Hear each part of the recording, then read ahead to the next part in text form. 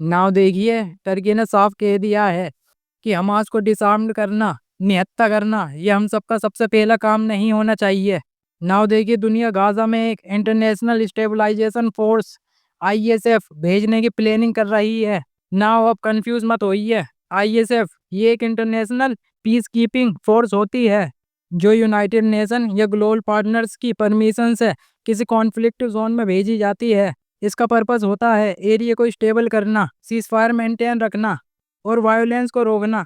Now Gaza में ISF force भेजने की बात टर्की और इजिप्ट ने की है और बोला है कि सीज फायर होने के बाद भी इसराइल इसे तोड़ता रहता है और ब्लेम हमास को कर देता है।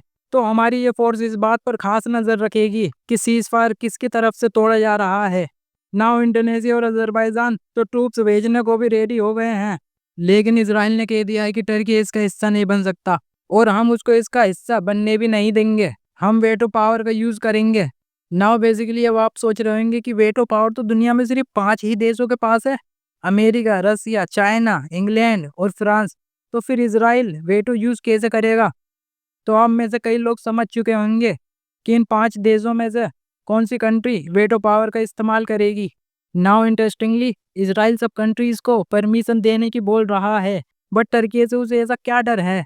अगर आपको पता हो तो मुझे नीचे कमेंट में बताएं। Now back again on the topic.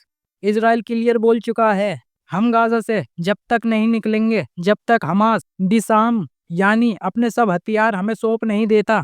लेकिन टर्की ने कहा है disarming Hamas should not be first task of Gaza stabilization force. Turkey says यानी गाजा स्टेबलाइजेशन फोर्स का पहला काम हमास को डिसआर्म करना नहीं होना चाहिए।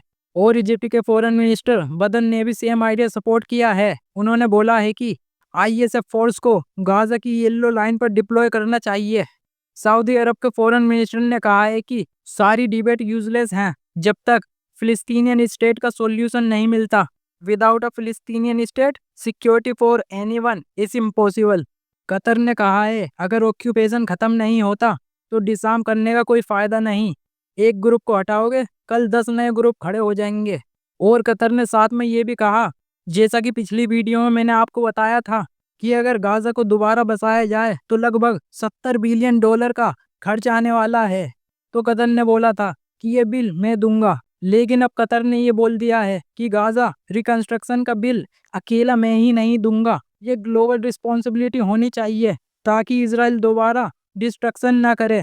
Now finally Hamas negotiator Khalil al Hayya ने बोला हम वेपन्स हैंडओवर करने के लिए तभी रेडी हैं जब एक इंडिपेंडेंट फिलिस्तीनियन स्टेट बन जाए, और तब हम यूएन सेपरेशन फोर्सेस को एक्सेप्ट करने के लिए तैयार हैं, लेकिन अपने हथियार देने के लिए तब भी नहीं। तो सबकी डिमांड्स अलग हैं, एक्सपेक्टेशंस अलग हैं, फियर्स अलग हैं और गाजा एक टर्निंग पॉइंट पर खड़ा है। या तो सीज फायर कोलैप्स होगा या फाइनली एक स्टेबल इंटरनेशनल प्लान बनेगा। बट एक चीज क्लियर है, गाजा में पीस फॉर्मूला सिंपल नहीं है। This is a multi layer diplomatic मेज। नाउ आपसे मैं पूछना चाहूंगा कि हमास को अपने सारे हथियार दे देने चाहिए, निहत्था हो जाना चाहिए या नहीं? नीचे कमेंट में बताएं।